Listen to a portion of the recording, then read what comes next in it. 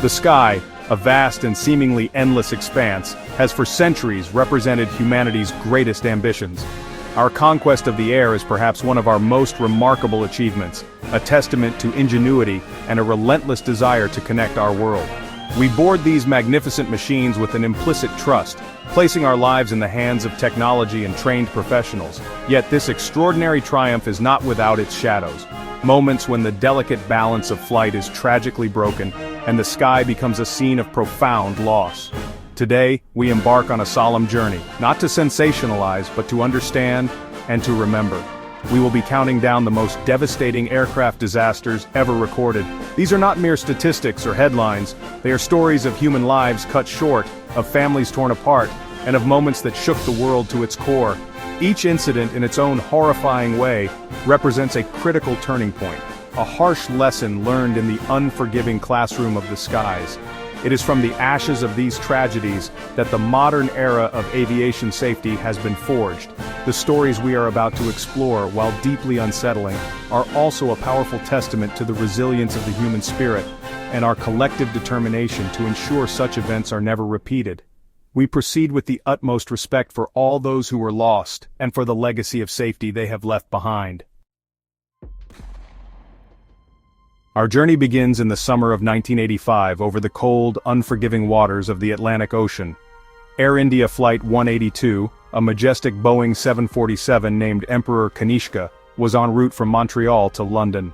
On board were 329 souls, families returning home, children excited for their holidays, individuals embarking on new chapters. They were suspended between continents, cocooned in the hum of the engines, utterly unaware of the malevolent force hidden within the aircraft's cargo hold.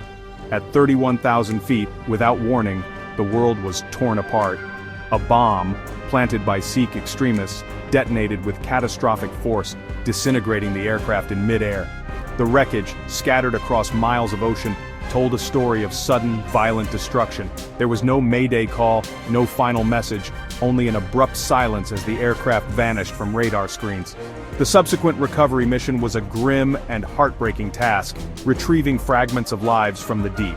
This act of terror was not just an attack on an airline, it was an assault on the very notion of safe passage, a stark reminder that the threats to aviation could be as deliberate as they were mechanical.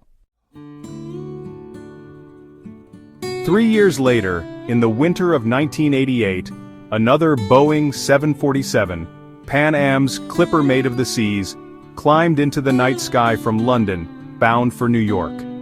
The festive season was underway, and the aircraft was filled with people heading home for Christmas, including a large group of American students returning from a semester abroad. As Flight 103 reached its cruising altitude over the quiet Scottish town of Lockerby, a hidden explosive device, concealed within a cassette player in a checked bag, was detonated. The resulting explosion was instantaneous and devastating. The aircraft broke apart, its flaming debris raining down upon the unsuspecting community below. The disaster was twofold. 259 people on the plane perished, but so too did 11 residents of Lockerby, their homes obliterated by the falling wreckage. The tranquil town was transformed into a vast and horrific crash site. The investigation that followed was one of the largest in history, a painstaking process of piecing together not just the aircraft, but the complex web of international terrorism that led to this heinous act. Lockerby became a name synonymous with grief and a symbol of the global reach of terror. We now turn to a different kind of horror, one born not of malice but of mechanical failure. On May 25, 1979, American Airlines Flight 191, a DC-10, prepared for takeoff from Chicago's O'Hare Airport. It was a routine departure on a clear day, but as the aircraft accelerated down the runway, a critical pylon connecting the left engine to the wing suddenly failed. The entire engine assembly, weighing several tons, ripped away, vaulting over the wing and crashing back down onto the runway. The pilots, now fighting a mortally wounded aircraft, were unaware of the true extent of the damage. The separation had severed hydraulic lines, causing the leading-edge slats on the left wing to retract. This created a critical imbalance in lift. As the pilots followed standard engine-out procedures, reducing airspeed, the left wing stalled completely. The massive jet rolled violently to the left, its wings almost vertical, before plummeting into an open field near a trailer park. All 271 people on board, and 2 on the ground, were killed instantly. It remains the deadliest single aircraft accident in United States history. In the tense political climate of 1988, the Persian Gulf was a theater of conflict. On July 3, Iran Air Flight 655, an Airbus A300, took off from Bandar Abbas for a short flight to Dubai. Its flight path was a well-established commercial air corridor. On board were 290 people, including 66 children. At the same time, the USS Vincennes, a technologically advanced American naval cruiser, was patrolling these volatile waters, engaged in skirmishes with Iranian gunboats. The crew of the Vincennes was on high alert. Through a tragic and still debated series of errors, the crew of the Vincennes misidentified the civilian airliner as an attacking Iranian F-14 fighter jet. The Airbus was climbing, following its flight plan and broadcasting a standard civilian transponder code. Despite this, the warship's crew, operating under immense pressure, perceived a threat. 2 surface-to-air missiles were launched. They found their target with lethal precision, and Flight 655 was blown from the sky, its wreckage falling into the Gulf. It was a devastating mistake, a catastrophic failure of technology and human judgment in the fog of war. The skies over conflict zones have always posed a risk, a danger brought into sharp, horrifying focus on July 17, 2014. Malaysia Airlines Flight 17, a Boeing 777, was flying from Amsterdam to Kuala Lumpur, a routine long-haul flight. It carried 298 people from all corners of the globe, including renowned AIDS researchers on their way to a conference. As it cruised at 33,000 feet over eastern Ukraine, a region embroiled in conflict between Ukrainian forces and Russian-backed separatists, it crossed into a war zone. Unseen from the ground, a sophisticated Buk surface-to-air missile system tracked the passenger jet. A missile was fired, striking the aircraft near the cockpit. The 777 broke apart in the air, its contents and passengers scattered over a vast area of fields and villages. The immediate aftermath was one of chaos and confusion, with shocking images of the smoldering wreckage broadcast around the world. The deliberate targeting of a civilian airliner was a profound shock to the international community, a brutal act that demonstrated the horrifying collateral damage of modern warfare. Some of the most terrifying aviation scenarios involve not a sudden impact, but a slow, inescapable threat from within the aircraft itself. Such was the case with Saudi Arabian Airlines Flight 163 on August 19, 1980. The Lockheed L-1011. TriStar had just taken off from Riyadh when only 7 minutes into the flight a fire alarm sounded from the aft cargo hold. The crew turned the aircraft around and executed a successful emergency landing back at Riyadh. The plane was on the ground, seemingly safe. But here, the tragedy truly began. For reasons that remain a source of intense debate, the emergency evacuation never commenced. The aircraft taxied off the runway and came to a stop, but the doors remained shut. For over 20 excruciating minutes, emergency crews watched, unable to open the doors from the outside, as the fire raged through the cabin. When they finally gained access, they found a scene of unimaginable horror. All 301 people on board, 287 passengers and 14 crew, had perished, not from the landing, but from smoke inhalation. They had survived the flight only to die on the ground.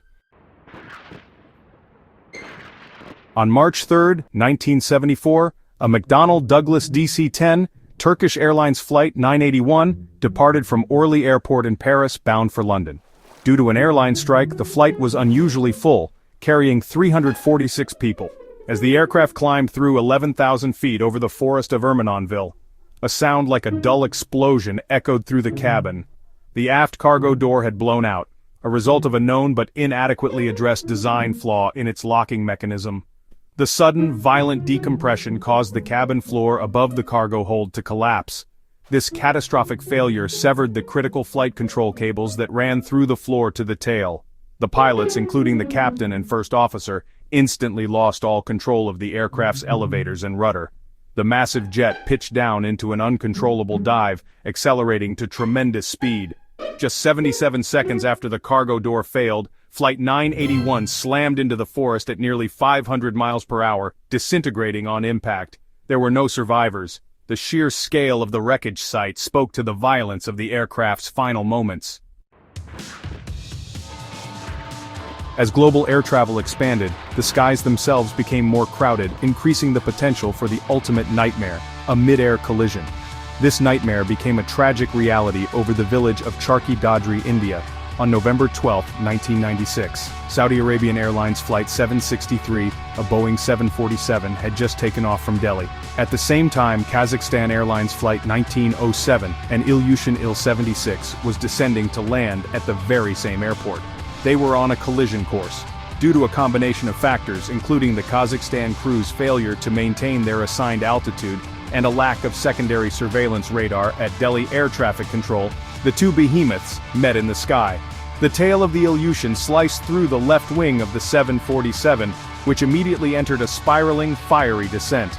The crippled Kazakh plane also lost control and plunged to the earth. The impact of the two aircraft created fireballs that were seen for miles. All 349 people on both aircraft were killed, making it the world's deadliest mid-air collision and a tragic lesson in the vital importance of communication and technology in air traffic control. The story of Japan Airlines Flight 123 is one of both immense tragedy and incredible, yet ultimately futile, heroism.